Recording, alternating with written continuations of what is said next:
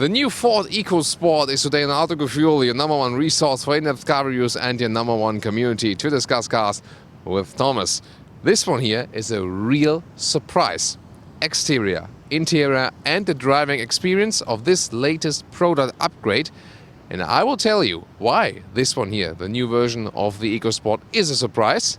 In full HD, full screen and full length. Join us, let's go!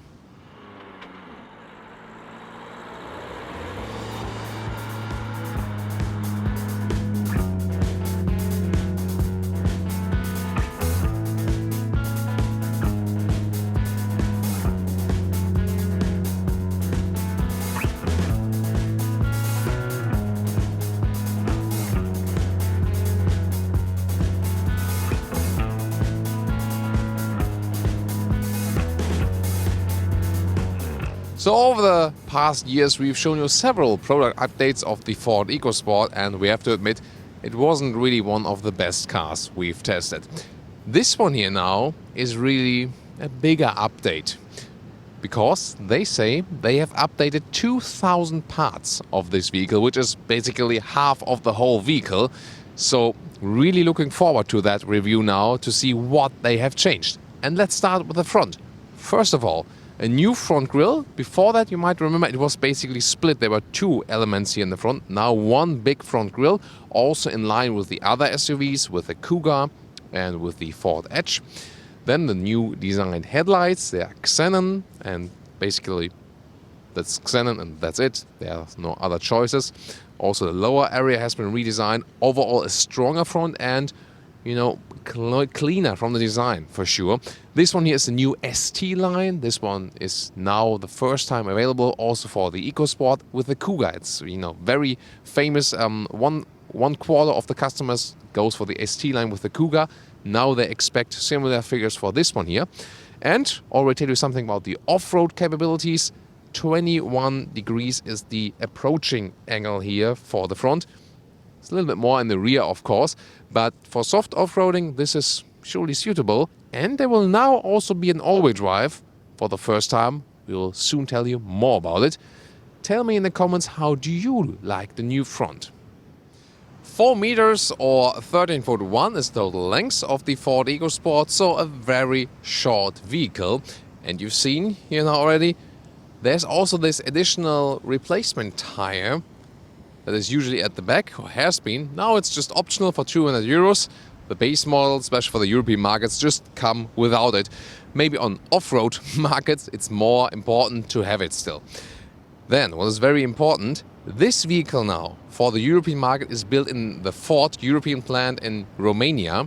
So they've moved the whole production there and invested a lot of money. So far, this one here has been built in Brazil and India, and also the European market variants came from India. And not so many customers were satisfied with the build quality, so this is the reason they've changed it now. Then let's take a look at the wheels. It starts with 16-inch steel, then 16 aluminum, 17 aluminum, which is also standard here for the ST-Line with the badge right there. And those ones for the first time 18-inch, optional also for the ST-Line. I think a very beautiful look. Then the Thomas blue color here for us today. Of course, my favorite vehicle color. I think overall, I think I didn't find it very beautiful before, but now with the design changes, I think it has become really an attractive small SUV. AWD logo right there for the all-wheel drive, because we're testing this one here today. All the things that are new we are showing you. The ground clearance is with the diesel 16 centimeters and with the petrol engine 19 centimeters, a little bit higher. The reason for that is the diesel needs the clearance of the NOx emissions. They do not do it with the SCR injection. They have a different filter system that works with small vehicles, and therefore the ground clearance is a little bit reduced because the filters are a little bit thicker at the floor bottom of the car. Then, next details. Real lot to tell you about this vehicle, I can tell you. There's the contrasting roof that has been there before, but it basically was just this part. And now they continue the contrasting roof through the A-pillars and also down here to the C-pillars, so it's a little bit more present. And for the ST-Line you get 4 different contrast roof colors. For the titanium you get 2 different contrast roof colors. So overall, more combinations available. Then design on the height of the door handles, and then this split rear window design. Overall, of course, a little more to look at, especially with the contrasting roof. Petrol or diesel fill-up is behind here. And again, also in the rear, those 18-inch rims really suit to the car, especially here in the ST-Line. What do you think, guys? And now to the redesigned rear. As I said before, this very significant tire is now optional. For some, it was the main character of the EcoSport. Others think, I'm glad that it's gone. What do you think? Then what is always very special is that the light here for the reverse gear is mirrored here by the door handle. We'll soon open it, but already a design element. Then overall pretty straight, and that's of course good for versatility. It keeps the car short, but still leaves a lot of room on the inside.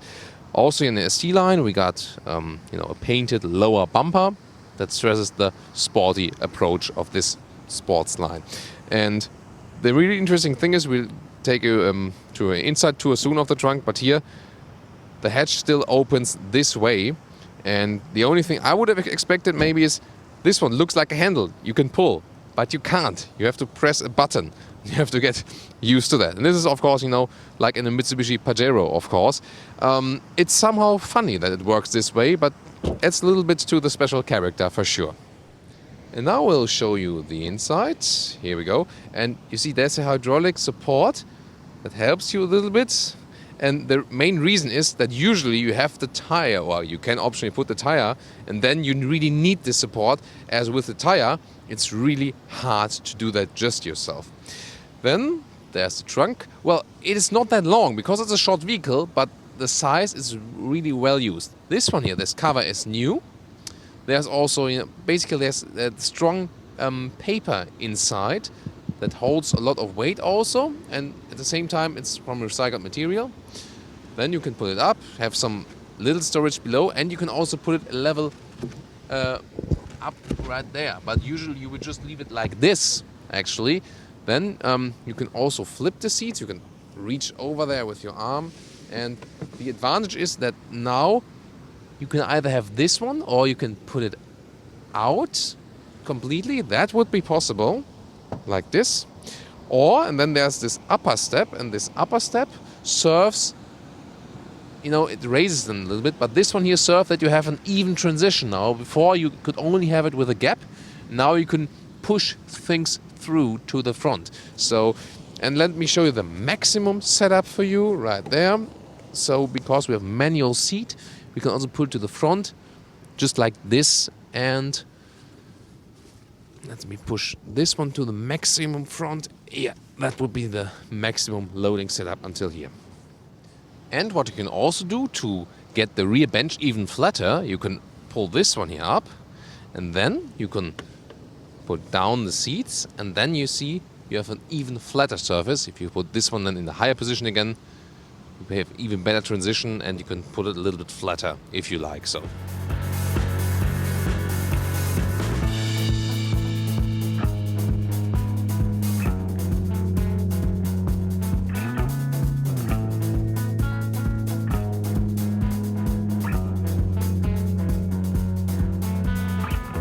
So this is the car key, open, close, but there's also the keyless entry. You press it here to close the car, and also the side mirrors flip in, or right here. Just put your hand right there, and then also the mirrors flip up. Then inside of the door, this is all hard plastics. Then this one is softer leatherette, and window levers or automatic. Then quite some space here at the inside of the doors. You can put bottles right there. Then ST-Line has this entry aluminum cap. And of course, special is here with those seats. Those ones are the special ST sport seats with Alcantara on the inside. And then the funny thing is, this top part here is from leatherette, and this lower part, this is animal skin. You cannot feel the difference. So I wonder why Ford does that. So they could all just have done everything with the leatherette for sure. Then manual adjustment of the seats. This one here is to put it a little bit higher. This one here is here for the manual lumbar support for the back here. And then finally for the back part of the seat. The steering wheel is, by the way, here in the ST-Line from the Ford Focus ST. So this is also a way they want to make it more premium and also sportier at the same time. Contrast stitches on the inside, a little flat bottom, for example, too. So overall, we see definitely an increased interior build quality. So it's very easy to get inside this vehicle here. Upright seating position. I'm 1.86 m or 6'1". Still leaves me a lot of headroom still. You sit upright, like in a real SUV, and it's really spacious here in the front. That is, one of the biggest advantages of the Ford EcoSport. The seats are also new, and they are really very comfortable, so I can only recommend them. And indeed, in the old car, you got inside and say, it's really a cheap car. This one here now, they really step up the game. Also a little bit higher in the price, 19,000 euros, the entry price now in Germany. And with the ST-Line here, goes to about 25,000. And then, of course, you can get it a little bit more expensive if you go for some options, or maybe for this all-wheel drive engine. But you can also stay with the base petrol engine, for example. Steering wheel can be adjusted. This mechanism is a little bit, not that convincing as we've seen on some other vehicles, this lever here.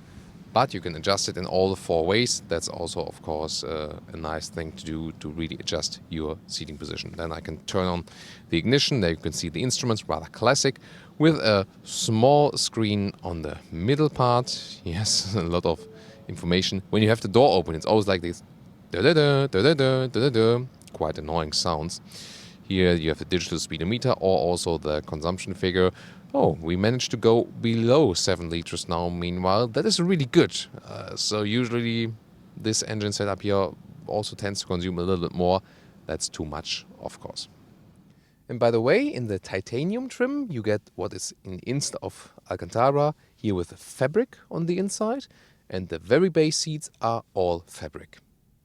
So now this new interior, again, a lot of things have been spiced up. It is still basically the old Fiesta platform, but since they have remained the platform all for the new Fiesta, it's not too different. So they can also integrate, for example, the same infotainment system like in the new Fiesta.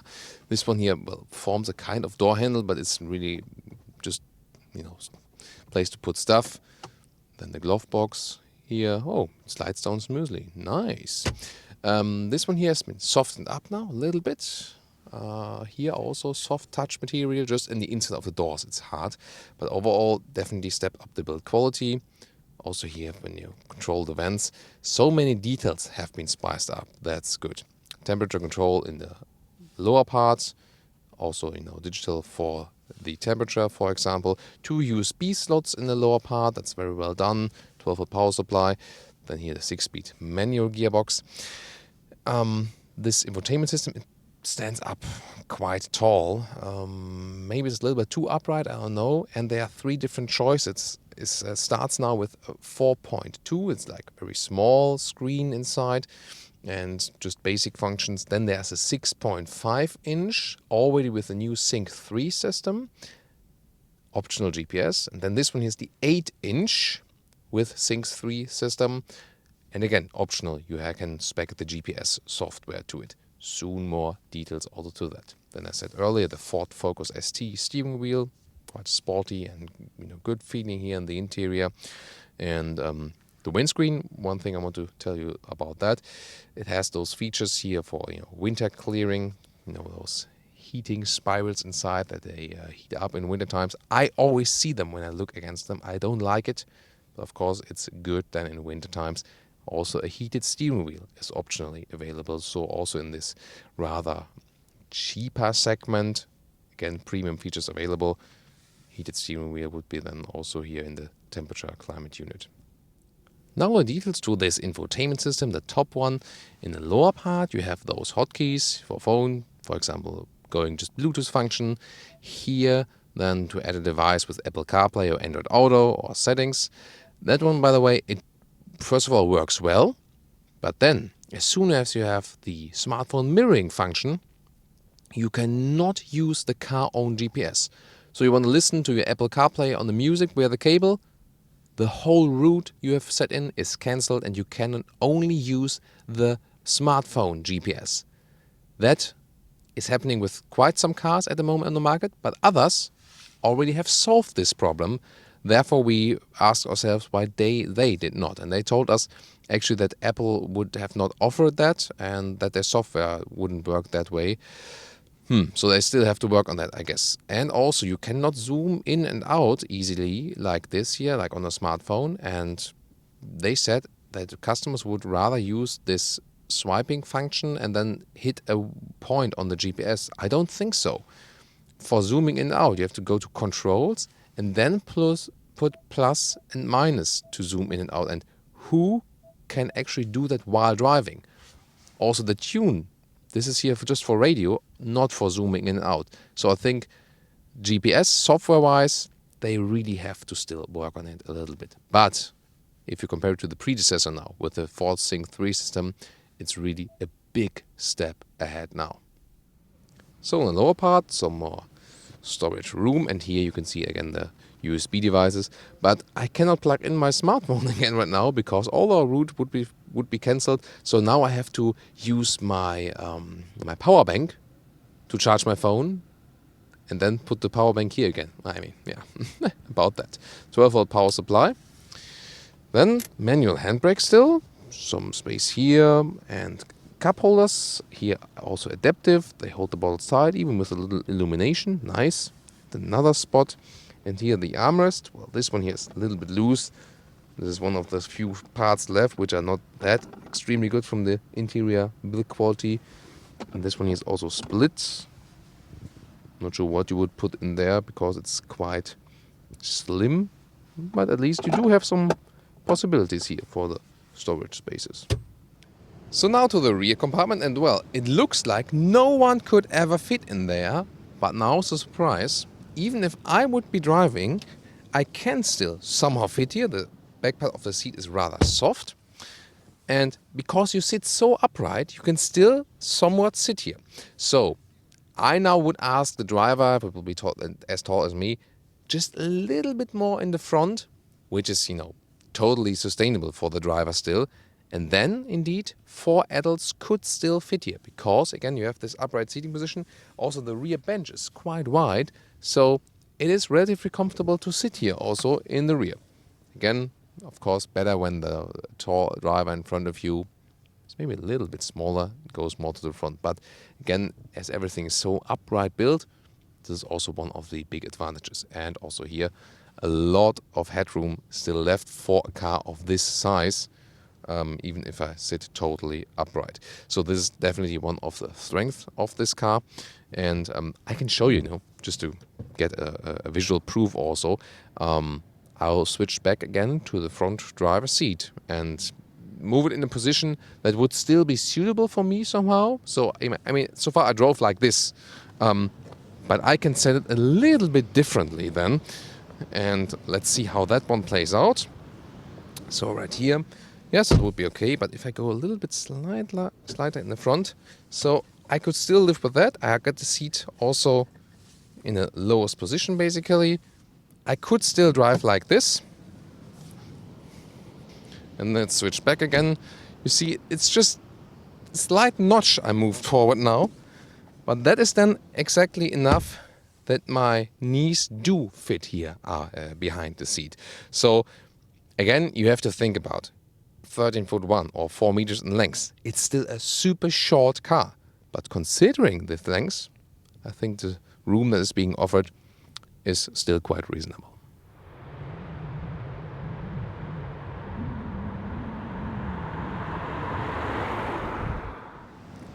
And now to the engines. So, what are available here? So this one here is the 1.5 liter 4-cylinder diesel engine, either with 100 or today here with 125 horsepower, because this one here for the first time for the EcoSport can be combined with all-wheel drive. That's the one we have here, 6-speed manual gearbox. Then there's also some petrol engine available, 1 liter turbo engine with 125 or 140 horsepower. Those ones, both no overdrive. But they can either be spec'd with 5-speed manual or the 6-speed automatic gearbox. And Basically, those are the engines you can also drive in the Fiesta. But today, diesel, because this one here has the all-wheel drive, then maximum of 50% front, 50% rear distribution. Usually, in the most cases, it will still have front-wheel drive. It is this active all-wheel drive with a wet clutch in the middle.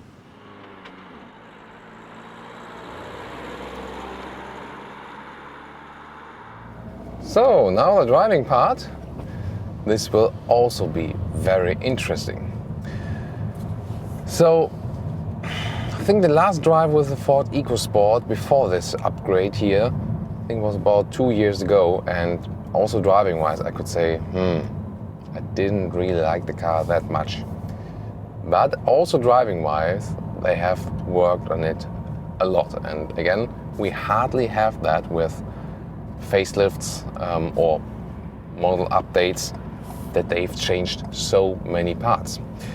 So first of all, we're driving this new diesel engine, and we are recently more concentrating on petrol engines, as you also requested from us. But this one here is the one with the all-wheel drive. All-wheel drive, the first time available for the EcoSport, and that's why we're doing it with this one here today. So 125 horsepower, the diesel's the 4-cylinder engines, whereas the petrols are the 3 cylinders.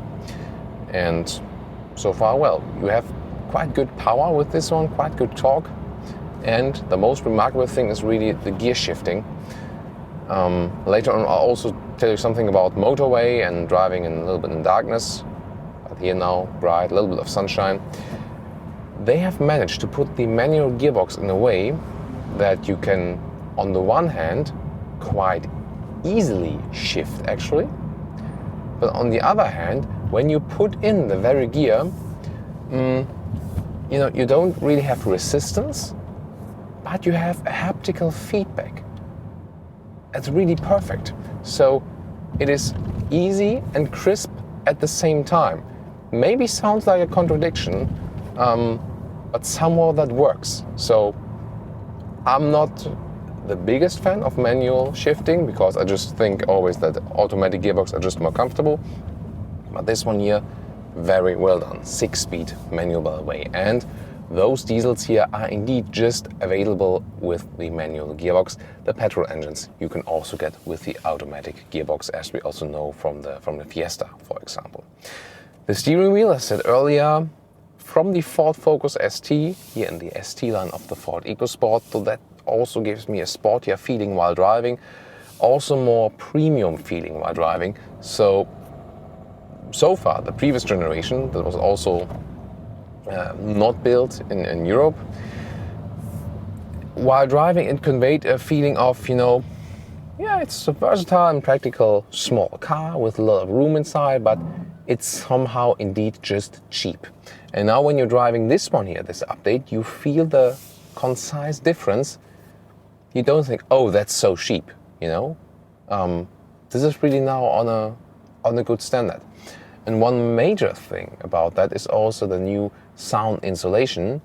So, well, the diesel engine, you hear that it's a diesel engine, but as they've used new insulation materials and also worked, for example, on the glasses, it's now way more silent in here. And you will also hear that when we later drive on the motorway, especially at higher speeds. And this is really a good result, because so far it was quite loud in here, also way louder than in the Fiesta. The SUVs, they usually have the problem that they are standing more against the wind. And this is not the case here anymore, that this would have a super negative effect. So very interesting for sure. So more calmness in the ride. Also the steering characteristic has been updated, so it's more refined. You have more feeling, more reaction from the steering wheel. At the same time, it's not hard at all to steer it. So it gives you a good sporty feeling indeed. Also the ST-Line comes with a sport suspension. They have not lowered the suspension. Sometimes they do like 50 millimeters lower or something. That's not the case here, but they have set it up. Oh, here's still the T-Roc. We've been here a couple of weeks ago. AJ was here reporting with the new T-Roc. Now the EcoSport again, very famous place to test cars and also so beautiful, please. And yeah, but you know about the suspension, so not lower, but a different setup, and that one is a little bit stiffer. As long as the roads are very even and flat, this is more fun to drive and conveys a sportier feeling if you like that. But in general, I feel that this vehicle, it is called EcoSport, but I think for this vehicle it is more suitable to have a little softer setup, also you know in the SUV style. And I found this ST-Line suspension setup a little bit too rough. Again, considering this vehicle here. So what I would actually do is, yeah, I would like the ST-Line for the exterior and interior styling, but I would like to have the standard suspension. I think at the moment it's not really available, but we could ask your dealer maybe about it, but I don't think they would do it. But you know, those are my impressions, what I would do for this vehicle. So now over the bumps, that's still quite okay. So the suspension setup, you can rather feel that it's a little bit stiffer when you're running through some potholes or something. Then you could say, it could be a little bit more comfortable. Here again, by the way, the steering really feels similar now than in other Fords. Here in this area, it could be a little bit more precise. I would say you see not so much is happening, but then you got the reaction, and that actually feels quite good. I will also tell you something about that on the motorway later, but just to tell you now already, the side mirrors, even if you don't have the blind spot monitor, great overview they are delivering you for sure. In general, the Ford EcoSport is also a good car if you're tall and don't want a big car, because there's a spacious feeling in the front here, and that's also good for long-term rides. It is even suitable for 4 adults to go on a longer journey. Well, you know, the trunk might be a little bit close for that, but other than that, you sit upright, you have a comfortable seating position. The seats have been reworked, especially here with the ST-Line seats. So this is also a good comfort feature, and especially also more comfortable than the Fiesta, because you here have the rather upright seating position. That's also one of the key elements of this Ford EcoSport. So really, so many small deals have been upgraded, and you also feel that while driving the car.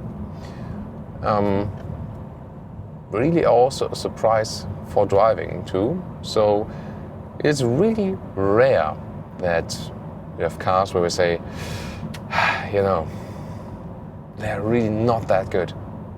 But this one here has really changed my mind about the Ford EcoSport. So one of the very rare moments where something like this can also be revised with an extensive product update. And I think that's also, you know, the main characteristic about this vehicle here today.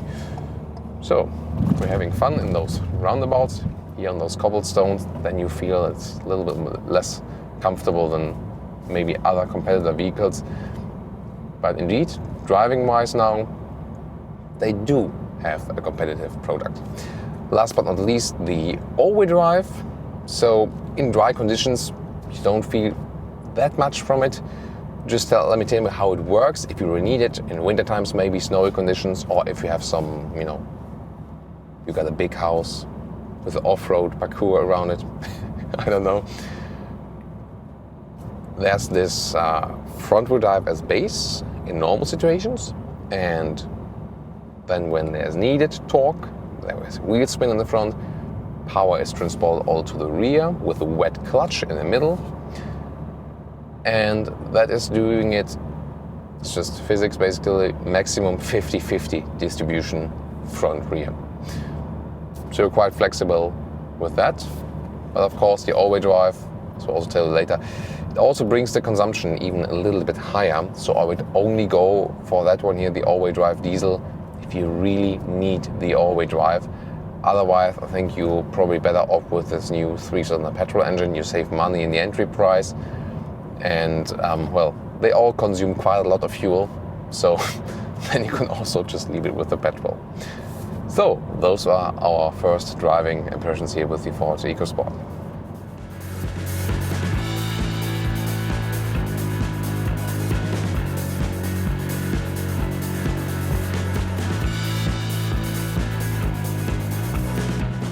And one part to motorway driving, also here in the evening. See also how it is then with the visibility, for example. And one thing I do realize, and this time, we put up the trunk, put some stuff in there, and then we forgot to put down the rear cover. And so now it's blocking the view to the rear. So always remember to put down the rear cover that you can better see to the rear. An important point.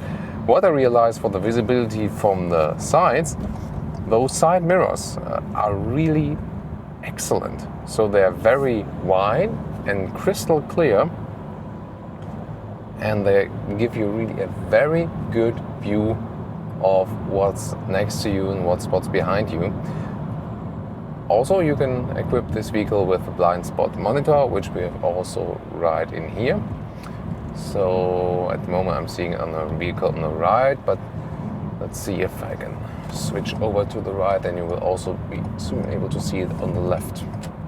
So, and now you should be able to the left, an old Fiesta. Let's get it close to us. There it is.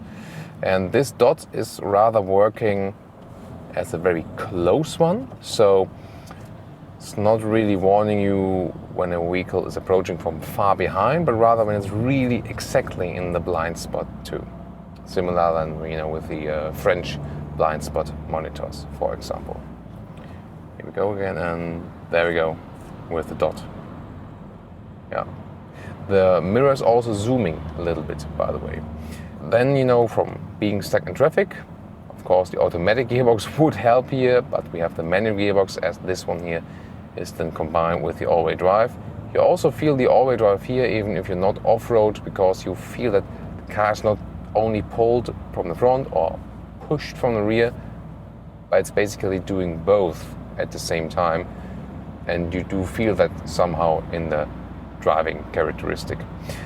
The front screen is actually not too steep. Some SUVs have it a little bit steeper that you can see better. This one here, for design reasons, a little bit flatter. And to the sides, well, windows are quite upright, so the view is quite good here. Also in this, night vision, the instruments are very clear to be read. The infotainment screen with the map, you can very well see that. However, I would like to have it a little bit tilted maybe. This is really upright, and what I really dislike, for example, now I want to zoom in and out and would like to use either the right turning knob to zoom in and out.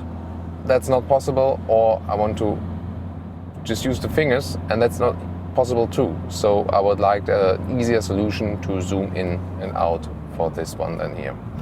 So just cruising here, it's actually pretty easy. Then you can also set the cruise control right there. It's a simple cruise control. So here on the left side of the steering wheel, and then just cruise through the next traffic here on the motorway. The soccer clubs in Lisbon, one red stadium, one green stadium. So you always pass them when you're driving on the motorway. Always nice to see for all our soccer fans, of course. So that's it so far from our evening traffic impressions.